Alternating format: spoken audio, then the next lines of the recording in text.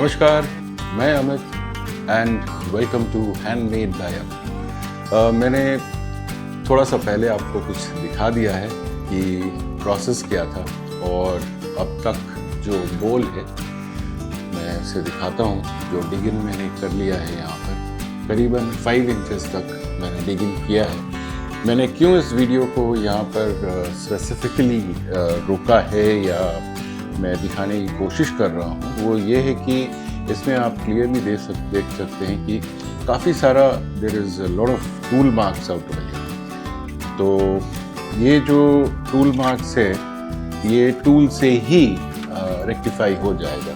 So for this camera let me show to you. सो these are the tool marks which are there and you can clearly see, you know.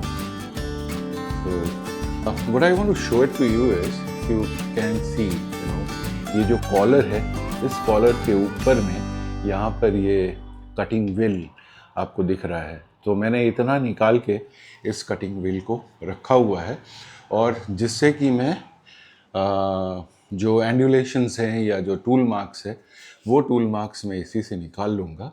निकालने के बाद फिर इसको replace करके जैसे हमने स्पीयर में दिखाया था आपको, तो फिर उससे मैं जो फर्दर जो हाई स्पॉट्स हैं, मतलब ऊंचे नीचे हैं जो भी एंडुलेशंस हैं, तो उन एंडुलेशंस को फिर मैं क्लीन करूँगा। So that is what I just wanted to specify with you, that this collar plays a important role कि आप जब टूल को इस तरीके से इस पे ले जाते हैं तो देखिए ये कॉलर जो है यहाँ टच कर रहा है सरफेस को, यानी उसमें उसे जो कटर व्हील है जो चल रहा है वो बिकॉज ऑफ दिस कॉलर वो फिर जितना भी एंडुलेशन से निकाल देगा लेकिन फर्दर कटिंग नहीं करेगा। अब इसको अगर नीचे करना है तो डेफिनेटली नीचे करने के लिए और एक बार मैं बता देता हूँ, आपको इसको खोलना है और फिर इस चक्के को घुमाना है। घुमाने से देन ये फिर नीचे आ जाएगा।